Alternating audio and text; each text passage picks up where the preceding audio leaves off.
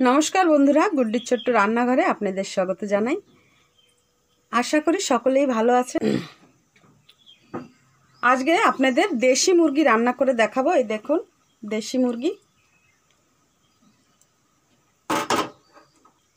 মশলা মাখিয়ে রাখবো, দেখে নিন কি কি দিচ্ছি।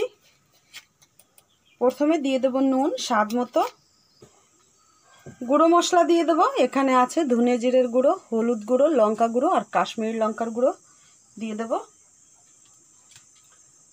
50 গ্রাম টক দই নিয়েছি, দিয়ে দেবো। আদা রসুন বাটা আর সরষের তেল দিয়ে ভালো করে মাংসগুলো মাখিয়ে নেব।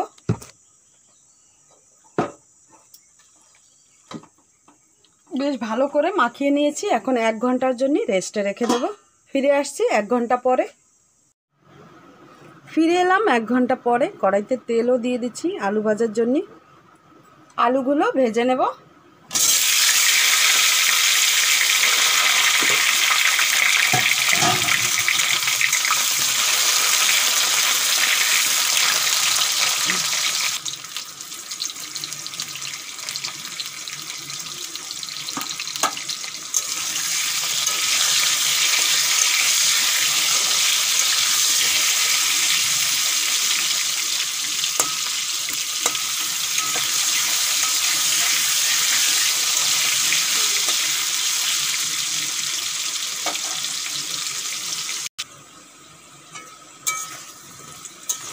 আলুগুলো বেশ লাল লাল করে ভেজে নিয়েছি, এখন তুলে নেব।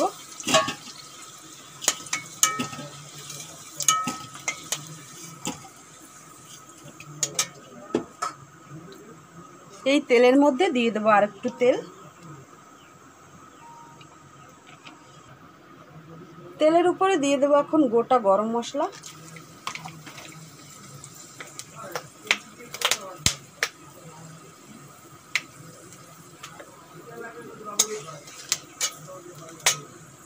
এক বাটি পেঁয়াজ দিয়ে দেবো।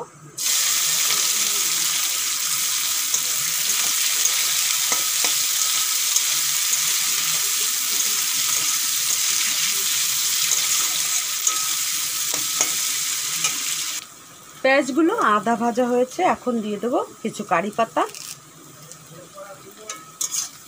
কারি পাতার গন্ধটা আমার কাছে খুবই ভালো লাগে। পেঁয়াজগুলো লাল লাল করে ভেজে নিয়েছি, এখন মেখে রাখা মাংসগুলো দিয়ে দেবো।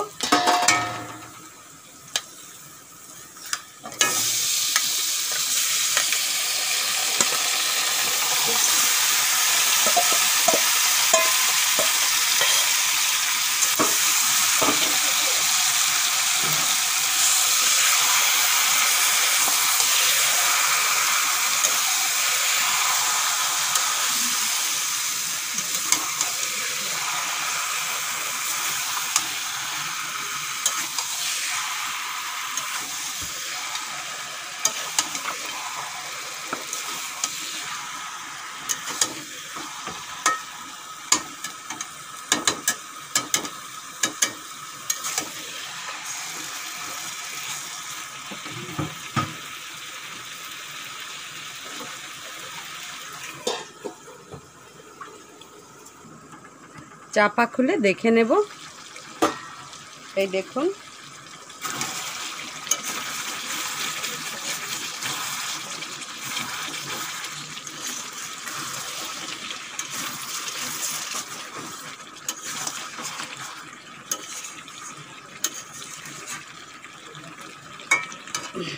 আবারও চাপা দিয়ে দেব।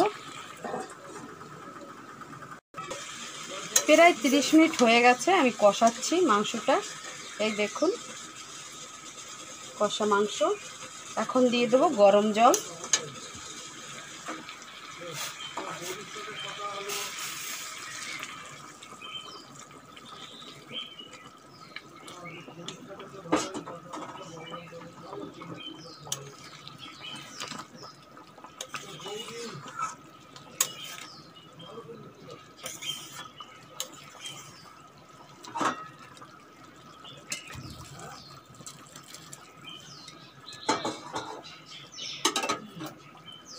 আবারও চাপা দিয়ে দেব।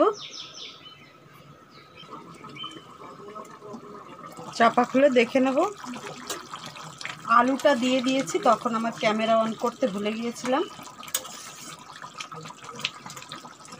আলুটা প্রায় সেদ্ধ হয়ে আসছে।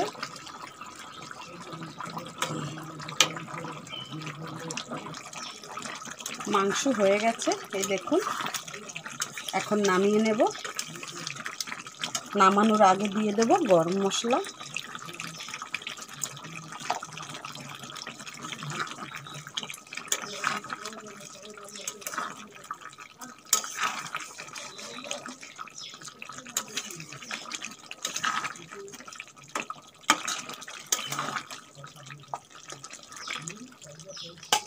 নামিয়ে নেব এখন।